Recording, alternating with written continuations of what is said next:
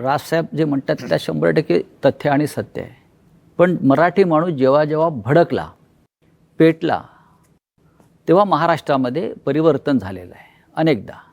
मग सत्ता परिवर्तन असेल, सामाजिक परिवर्तन असेल.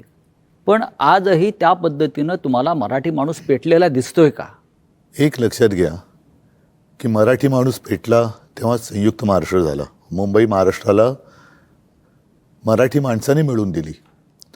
मधला जो काळ होता 60 ते 66 जर माझा आवाज 60 ते 66 याच्यामध्ये आत्ता जी राजनी सांगितली ती परिस्थिती निर्माण झालेली.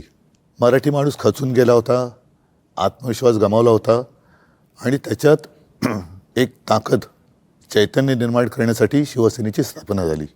इतके वर्ष व्यवस्थित चाललं. आपल्याला सगळ्यांना असं वाटलं की आता हे काय पुढे कोण हिंमत करणार नाही. मात्र शिवसेना ज्या पद्धतीने त्यांनी फोडली, राजकारणामध्ये पक्षांतर होतात, इथली लोक तिकडे जातात, पण पक्ष संपवणं, पक्षाचं चिन्ह काढून घेणं, त्याची मान्यता जवळपास रद्द करणं, म्हणजे त्याचं अस्तित्व नष्ट करणं, जी मराठी माणसाची ताकद आहे ती तोडून फोडून टाकणं, हे काय दर्शवतं? म्हणजे ठीक आहे ना, मी मागे पण म्हटलं की युत्या होतात, आघाड्या होतात, आघाड्या तुटतात, युत्या तुटतात, पुन्हा मग ते पक्ष एकत्र येऊ शकतात. पण पक्ष संपवत आहे हा कोणता